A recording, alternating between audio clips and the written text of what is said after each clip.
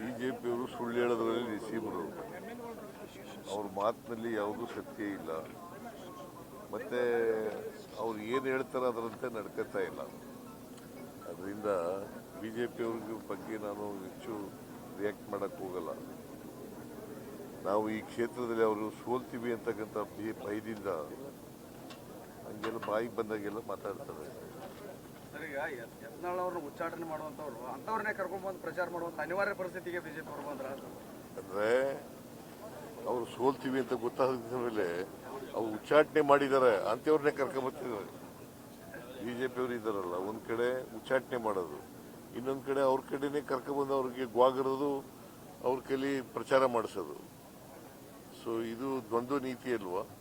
Sir, ಕೇಂದ್ರ ಸರ್ಕಾರ ಹೀನಾಯ ಸ್ಥಿತಿಗೆ ಅಷ್ಟೊಂದು ಹೀನಾಯ ಸ್ಥಿತಿಗೆ ತಲುಪ್ತಾ ಅಂತ ಉಚ್ಚಾಟನೆ ಮಾಡೋದು, ಅವ್ರ ಬೈ ಮಾತಾಡೋ ಮಾತು ಅವ್ರನ್ನೇ ಕರ್ಕೊಂಡು ಬಿಜೆಪಿ ಯಾವಾಗ ಹೀನಾಯ ಸ್ಥಿತಿಯಲ್ಲಿ ಕರ್ನಾಟಕದಲ್ಲಿ ಇರೋದು. ಸರ್, ಕೇಂದ್ರ ಲೋಕಸಭೆ ಸ್ಥಾನಗಳನ್ನು ಒಂದು ಹೆಚ್ಚಿಗೆ ಮಾಡಿ ಇದನ್ನ ಮಾಡ್ತಾ ಇದೆ ಸರ್, ಅದಕ್ಕೆ ರಾಜ್ಯಕ್ಕೆ ಏನು ಲಾಭ ಆಗ್ತಾ ಇದೆ? ನಾನು ಹೆಚ್ಚಿಗೆ ಮಾಡಬಾರ್ದು ಅಂತ ಹೇಳಲ್ಲ, ಜನಸಂಖ್ಯೆಗೆ ಅನುಗುಣವಾಗಿ ಮಾಡಬೇಕು. ಬಟ್ ಅದರಲ್ಲಿ ಮಲ್ತಾಯಿ ಧೋರಣೆ ಇರಬಾರ್ದು.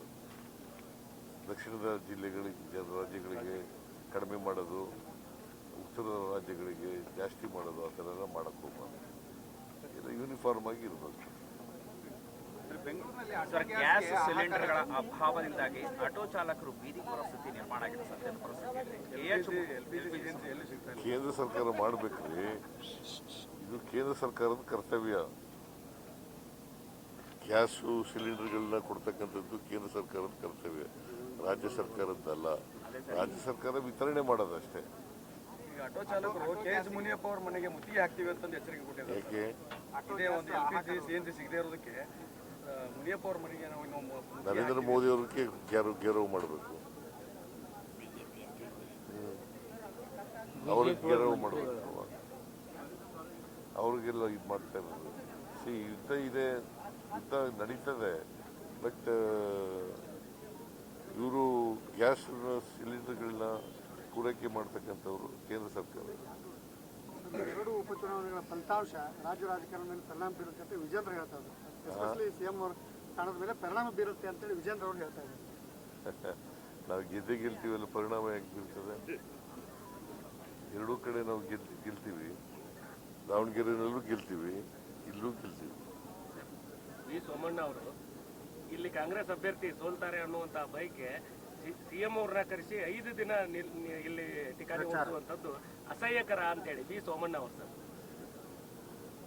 ಅವ್ರಿಗೆ ಕ್ಯಾಂಪೇನ್ ಮಾಡಲಿಕ್ಕೆ ಸಮಯ ಇಲ್ಲ, ಅವ್ರು ಸೋಲ್ತೀವಿ ಅಂತ ಗೊತ್ತಾಗಿದೆ. ಅದಕ್ಕೋಸ್ಕರ ಸೋಮಣ್ಣ ಬರ್ತಾ ಇಲ್ಲ ಇಲ್ಲಿಗೆ.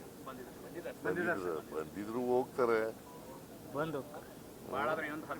ಮೋದಿ ಅವರು ಇನ್ನೊಂದು 15ರಿಂದ 1 ತಿಂಗಳ ಕಾಲ ಅಷ್ಟೇ CM ಅವರ ಅವಧಿ, ಆಮೇಲೆ ಅವರು ಹೊರ ಹೋಗ್ತಾರೆ ಅಂತ ಮಾತಾಡಿದ್ರು. ಯಾರು? ಸುದ್ದಿಗೋಷ್ಠಿ. ಸೋಮಣ್ಣ ಹೈಕಮಾಂಡ್, ಕಾಂಗ್ರೆಸ್ ಹೈಕಮಾಂಡ್ ನಮ್ಮ ಹೈಕಮಾಂಡ್ ಏನ್ ತೀರ್ಮಾನ ಮಾಡ್ತಾರೆ ಅದರ ಪ್ರಕಾರ ನಡ್ಕೊಳ್ಳೋದು. ಸೋಮಣ್ಣ ಯಾರು? ಬಿಜೆಪಿನಲ್ಲಿ ಇರ್ತಕ್ಕಂಥ ಕೆಲಸ ಇಲ್ಲದೆ ಇರ್ತಕ್ಕಂಥ ಮಂತ್ರಿ. ಅವ್ರು ನಿಂಗೆ ಗೊತ್ತಾ? ನಿಮಗೆ ಸ್ಟೇಟ್ ಮಿನಿಸ್ಟರ್, ಅವ್ರು ಯಾವ ಫೈಲು ಹೋಗಲ್ಲ. ಸರ್, ತಮ್ಮ ಬಜೆಟ್ನಲ್ಲಿ ಅಲ್ಪಸಂಖ್ಯಾತರಿಗೆ ಹೆಚ್ಚು ಕೊಟ್ಟಿದ್ದಾರೆ ಅಂತ ಹೇಳಿ ನಿನ್ನೆ ಯತ್ನಾಳ್ ಅವರು ಟೀಕೆ ಮಾಡುವಂತ ಕೆಲಸ ಮಾಡ್ತಾರೆ. Are they not the citizens of this country? ಅವ್ರು ಎಷ್ಟು % ಇದ್ದಾರೆ ಗೊತ್ತಾ ನಿಮಗೆ? More than 14%. ಬಜೆಟ್ನಲ್ಲಿ ಎಲ್ರಿಗೂ ಕೊಟ್ಟಿದ್ದೀವಿ, ಅವ್ರಿಗೂ ಕೊಟ್ಟಿದ್ದೀವಿ. ಸರ್, ಬಿಜೆಪಿಗರಿಗೆ ಮೇಲಿನ ಮೇಲೆ ನಿಮ್ಮ CM ಸ್ಥಾನದ ಮೇಲೆ ಡೆಡ್ಲೈನ್ ಕೊಡ್ತಾ ಹೋಗ್ತಾ ಇದ್ದಾರೆ. ಇದು ಯಾಕೆ ಅವ್ರಿಗೆ ಈ ರೀತಿ ಕಾಡ್ತಾ ಇದೆ? ಯಾಕಂದ್ರೆ DK ಶಿವಕುಮಾರ್ ಅವ್ರು ಈಗಾಗಲೇ ಬಟ್ಟೆ ಹೊಲಿಸ್ಕೊಂಡು ರೆಡಿ ಆಗಿಬಿಟ್ಟಿದ್ದಾರೆ ಅಂತ ಹೇಳ್ತಾರೆ. ಅದು ಹೇಳಿ ಈಗಾಗಲೇ ಉತ್ತರ ಕೊಟ್ಟಿದ್ದೀನಿ ನಾನು. BJP is not hour high command. Congress high command is Rahul Gandhi, Mallikarjun Kharge ಅವರು, ಸೋನಿಯಾ ಗಾಂಧಿ, ಪ್ರಿಯಾಂಕಾ ಗಾಂಧಿ. ಅಧಿಕಾರ ಮತ್ತು ಹಣದಿಂದ ದುರುಪಯೋಗ ಮಾಡುತ್ತಿದ್ದಾರೆ ಎರಡೂ ಕ್ಷೇತ್ರದಲ್ಲಿ ಅಂತ ಆರೋಪ. ಯಾರು?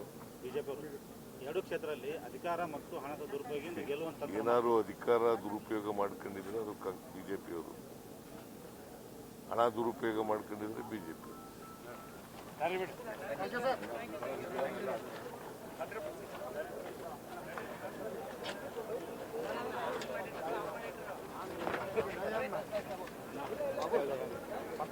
ಮೈಕ್ ನಿಮ್ದು ಸಂತೋಷ್